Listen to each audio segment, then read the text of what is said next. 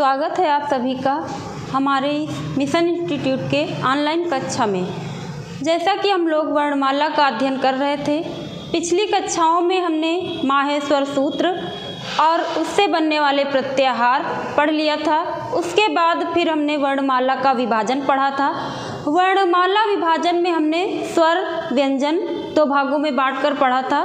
स्वर के दो आधार पर भेद पढ़े थे, एक तो उत्पत्ति के आधार पर मूल स्वर और संयुक्त स्वर। फिर दूसरा विभाजन हमने देखा था मात्रा के आधार पर। मात्रा के आधार पर स्वरों के तीन प्रकार बताए थे, ह्रस्व स्वर, दीर्घ स्वर और प्लुत स्वर। फिर हमने व्यंजन का विभाजन किया था। व्यंजन को भी तीन भागों में बांटा गया था, स्पर्श व्यंजन, ऊष्म व्यंजन और अंतस्थ व्यंजन। स्पर्श व्यंजन को ही कहा जाता है वर्गीय व्यंजन, जिनकी संख्या थी 25, यानी 25 हमने स्पर्श व्यंजन पढ़े थे। 25 स्पर्श व्यंजन पढ़ लिए। उसके बाद फिर हमने पढ़ा था, उन्हीं को कहा जाता है उदित वर्ण। उदित वर्ण कहा जाता है स्पर्श व्यंजनों को ही, और चाहे स्पर्श व्यंजन पूछे, चाहे वर्गीय व्यंजन पूछे और चाहे उदित वर्ण पूछे, उनकी संख्या 25 ही होती है। इसके बाद फिर हमने अंतस्थ वर्ण देखे थे। अंतस्थ वर्ण 4 होते हैं और ऊष्म वर्णों की संख्या भी 4 होती है। यहाँ तक हमने देख लिया था। तो वर्णमाला के अंतर्गत ही अगला टॉपिक आ जाता है हमारा उच्चारण स्थान।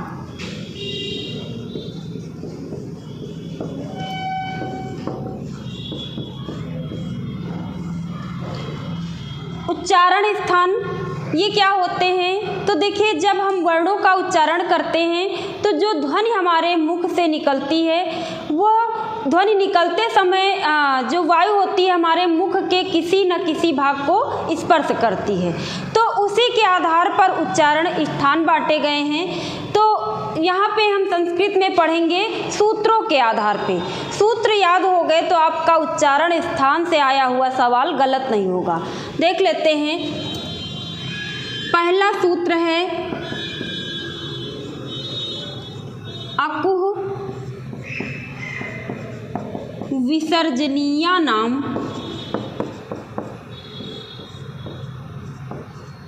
कंठा।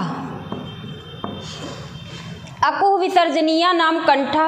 अब इसमें क्या कहा गया? तो इसमें कहा गया कि आ का मतलब आ हो गया। अब जहाँ पे ह्रस्व आ गया वहीं पर दीर्घ आ भी आएगा, यानी आ हो चाहे दीर्घ आ हो। उसके बाद कहा गया कु। अच्छा, कु क्या है? तो हमने जब स्पर्श व्यंजन पढ़ रहे थे तो हमने यहाँ पढ़ा था कि कु का अर्थ होगा का वर्ग, क्योंकि कु, चु, टू, तु, पु एते उदिता, ऐसा उदित वर्ण की परिभाषा में कहा गया था। तो कु का अर्थ यहाँ पे का वर्ग से ले लिया जाएगा। का वर्ग यानी का वर्ग का मतलब है का से लेकर के अंगा तक, का, खा, गा, घा, अंगा। का वर्ग में ये पांचों वर्ण आ जाएंगे। उसके बाद फिर विसर्ग। विसर्ग यानी ये जो विसर्ग होता है इसका उच्चारण स्थान भी कंठ है।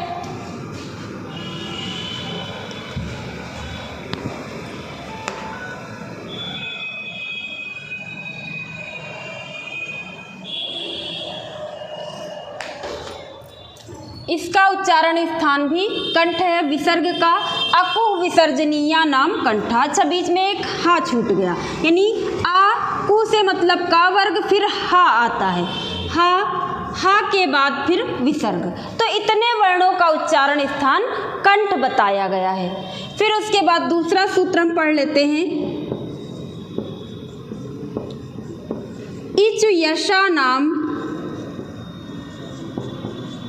तालु।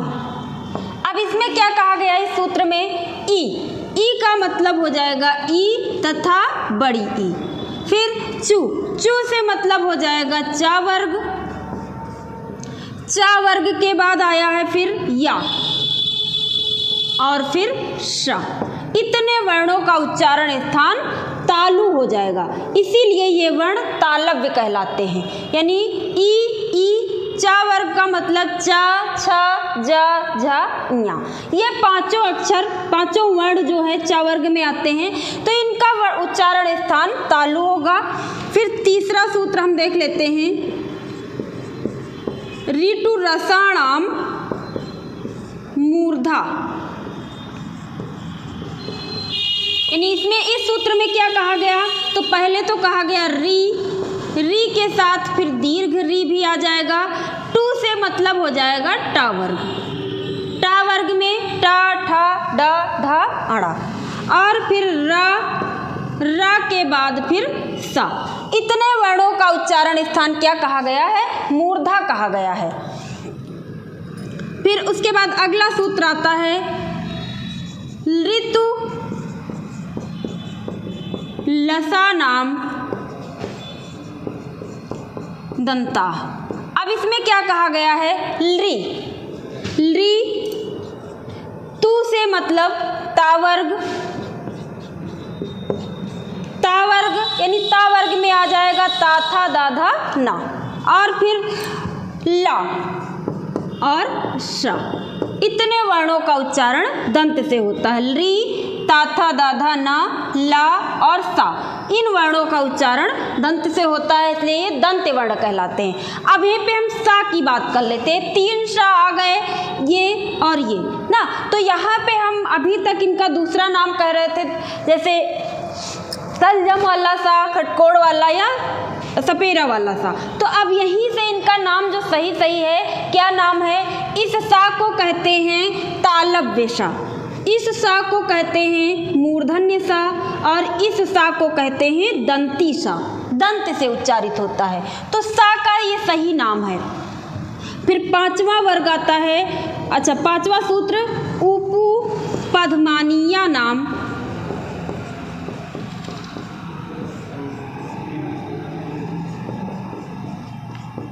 ओष्ठव। इसमें क्या कहा गया, पू से मतलब पावर्ग, तो आप देख लेते हैं पू से मतलब पावर्ग। अब यहाँ पे पू पावर्ग, पू था, पू का मतलब पावर्ग, और उप, ये दोनों की संधि होकर के दीर्घ ऊ यहाँ पे बन गया। तो यहाँ पे बन गया उपु पद्मानीया नाम ओष्ठो। अब ऊ आएगा तो यहीं पे दीर्घ ऊ भी आ जाएगा। पू से मतलब हो जाएगा पावर्ग और उपधमानीय वर्ण, यानी उपधमानीय वर्ण,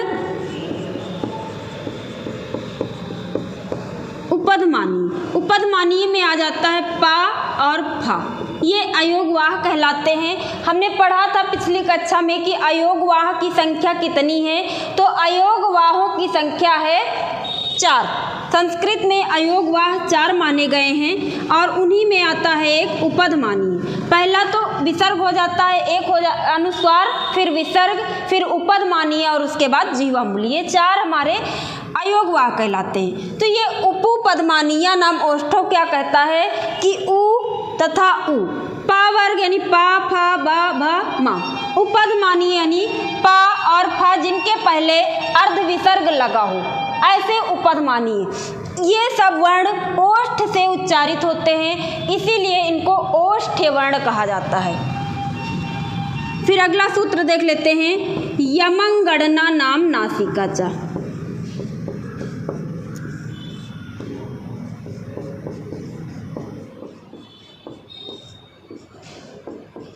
इस सूत्र में क्या कहा गया कि जो ये पंचम वर्ण है, इया मा अंगा अड़ा ना, ये 5 वर्ण का उच्चारण स्थान क्या कहा गया, नासिका च मतलब और नासिका से भी होता है। यानी ये जो 5वें अक्षर हैं, इया मा अंगा अड़ा ना और मा,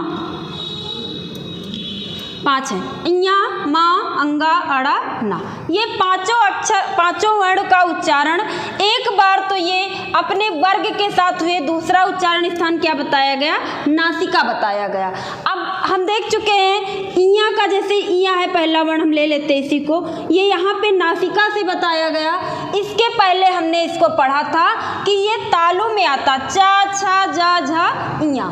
जब तालु में आता है तो यहाँ पर दोबारा नासिका में क्यों आ गया, तो ये इसीलिए इनको अनुनासिक वर्ण कहा जाता है। यानी जिन वर्णों का उच्चारण मुख और नासिका दोनों से होता है उन्हें अनुनासिक वर्ण कहा जाता है। तो ये पांचों जो हैं इनको अनुनासिक कहा जाएगा, क्योंकि एक बार तो ये मुख से बताए गए और दूसरी बार नासिका से बताए गए, इसीलिए ये वर्ण अनुनासिक कहलाते हैं। चलिए इसके बाद अगला सूत्र देखते हैं।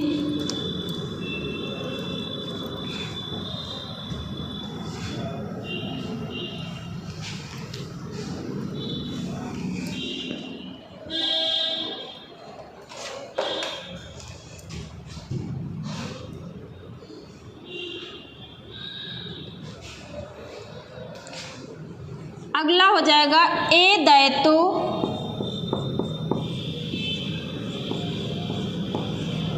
कंठ तालु। अब इसमें क्या कहा गया? एत ऐत, एत प्लस ऐत, यानी एत का मतलब हो जाएगा ए, ऐत का मतलब हो जाएगा ऐ, यानी ए और ऐ इन दो वर्णों का उच्चारण स्थान क्या बताया गया? कंठ तालु। अब कंठ तालु क्यों कहा गया तो आप देख लेते हैं। एक बार आपने पढ़ा था ये वर्ण किससे मिलकर बने हैं? ए जो है वो किससे मिलकर बना है? तो आ तथा ई के मेल से बना है ए। तो आ का हमने उच्चारण स्थान अभी पहले पढ़ा है कि इसका उच्चारण स्थान कंठ बताया गया है और ई का उच्चारण स्थान तालु बताया गया, अभी जो पिछले सूत्र हमने पहले पढ़े हैं। तो कंठ से आ का और ई का तालु से, तो इन दोनों से बना जो वर्ण है ए, उसका उच्चारण स्थान कंठ तालु बताया गया है। फिर इसके बाद अगला सूत्र देख लेते हैं। ओ दावतो कंठोष्ठम, यानी ओ तथा औ का उच्चारण स्थान क्या बताया गया? कंठोष्ठ। अब वही प्रक्रिया इसमें भी है, यानी आ और ऊ से मिलकर के ओ बना है, तो आ का उच्चारण स्थान हमने पढ़ा कंठ और ऊ का उच्चारण स्थान हमने पढ़ा ओष्ठ। उन दोनों से बना हुआ वर्ण ओ हो गया, तो ओ का उच्चारण स्थान कंठोष्ठ हो गया। इसके बाद अगला सूत्र आता है वकारस्य दंतोष्ठम।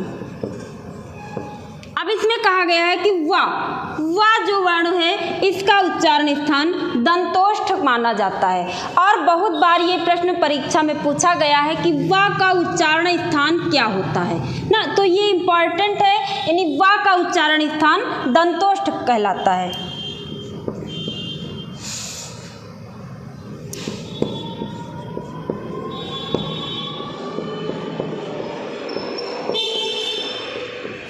फिर अगला उच्चारण स्थान है जिह्वा मूलीयस्य जिह्वा मूलम।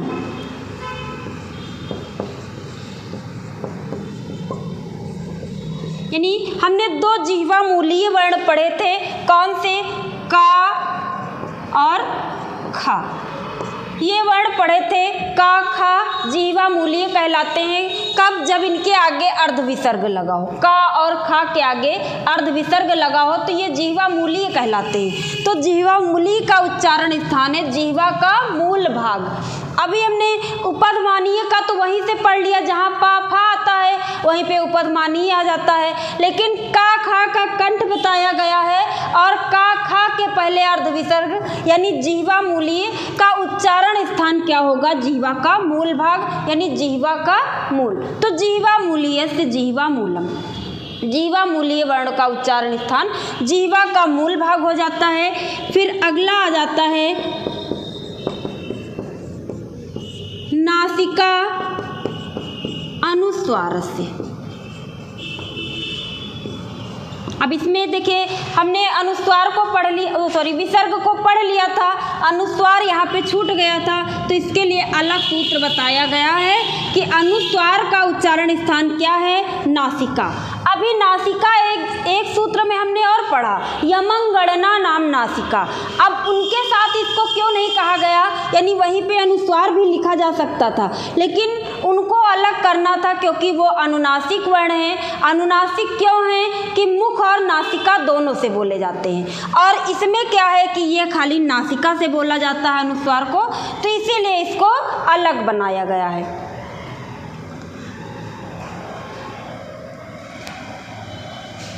चलिए, ये उच्चारण स्थान हो गए। अकु विसर्जनीया नाम कंठा, इचु यशा नाम तालु, ऋतुरसा नाम मूर्धा, ऋतुलसा नाम दंता, उपु पद्मानीया नाम ओष्ठो, यमंगणना नाम नासिका च, ए दैतो कंठतालु, ओ दौतो कंठोष्ठम, वकारस्य दंतोष्ठम, जिह्वा मूलीयस्य जिह्वा मूलम, नासिका अनुस्वारस्य। इतने उच्चारण स्थान हमने पढ़े सूत्र उच्चारण के लिए। अब इनमें से हम देख लेते हैं कि कभी कभी ऐसा प्रश्न बन जाता है कि उच्चारण स्थान कितने हैं। तो सूत्र तो हमने 11 पढ़ लिए हैं, लेकिन उच्चारण स्थान की बात कर लेते हैं। तो आप देखेंगे आपके उच्चारण स्थान कितने हैं। उच्चारण स्थान आपको 7 मिलेंगे आपके व्याकरण के हिसाब से। पहला जैसे आपने पढ़ा कंठ, दूसरा हो गया तालु, तीसरा हो गया मूर्धा, चौथा दंत,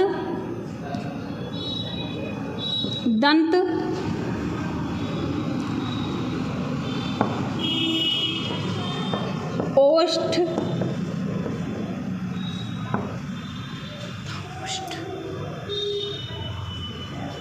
नासिका,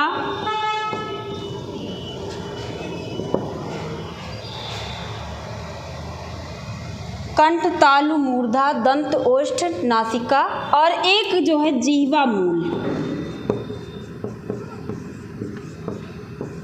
ये 7 उच्चारण स्थान हमने अपने व्याकरण के हिसाब से पढ़े, लेकिन कभी कभी प्रश्न दूसरे तरीके से पूछा जाता है पाणिनीय शिक्षा में उच्चारण स्थान कितने माने गए हैं। तब आपका वहाँ जवाब क्या होगा, पाणिनीय शिक्षा के अनुसार, पाणिनीय शिक्षा के अनुसार, पाणिनीय शिक्षा के अनुसार उच्चारण स्थान कितने माने गए हैं। तो उच्चारण स्थान पाणिनीय शिक्षा में 8 माने गए हैं। पाणिनि ने ही व्याकरण लिखा जो कि हमने पढ़ा अष्टाध्यायी के हिसाब से, और पाणिनि ने ही पाणिनीय शिक्षा लिखा, यानी जो शिक्षा ग्रंथ क्या होते हैं। तो शिक्षा ग्रंथ आप देखेंगे वेदों पर लिखे गए ग्रंथ जो शिक्षा ग्रंथ हैं उन्हीं को ऋषियों के नाम से दे दिया गया। अब ऋग्वेद पर जो पाणिनि द्वारा लिखा गया शिक्षा ग्रंथ है उसे कहा जाता है पाणिनीय शिक्षा ग्रंथ। तो वहाँ पर पाणिनि ने 8 उच्चारण स्थान बताए थे और व्याकरण के हिसाब से 7 बताए हैं। अब 8वां कौन सा हो जाता है, तो आप देखेंगे यहाँ पे एक खाली बढ़ जाता है उर का मतलब है हृदय। तो यही उच्चारण स्थान पाणिनीय शिक्षा में अलग पाया जाता है और इसका प्रयोग वैदिक संस्कृत में किया गया है, लौकिक में नहीं। इसलिए अगर जो आपसे प्रश्न ऐसा पूछा जाए कि पाणिनीय शिक्षा के अनुसार उच्चारण स्थान कितने हैं तो 8 हो जाएंगे, और ऐसे पूछा जाए कि आपके व्याकरण में उच्चारण स्थान कितने हैं तो आपका जवाब हो जाएगा 7 हैं। चलिए एक प्रश्न और आ जाता है कि आपके उच्चारण स्थान में कौन से ऐसे वर्ण हैं जिनका 2 बार उच्चारण स्थान बताया गया है। तो हम देख लेते हैं 5वें अक्षर ना, ञ, म, अंगा, अड़ा और ना, ये जो पंचमाक्षर हैं इन्हीं के 2 बार उच्चारण स्थान बताए गए हैं। एक बार अपने वर्ग के साथ और दूसरी बार ये नासिका से उच्चारण इनका होता है, ये बताया गया है। तो यही वर्ण ऐसे हैं जिनका 2 बार उच्चारण स्थान बताया गया है। चलिए आज की कक्षा में यहीं तक। हमने आज की कक्षा में वर्णों का उच्चारण स्थान पढ़ा है। तो चलिए मिलते हैं फिर अगली कक्षा में। धन्यवाद।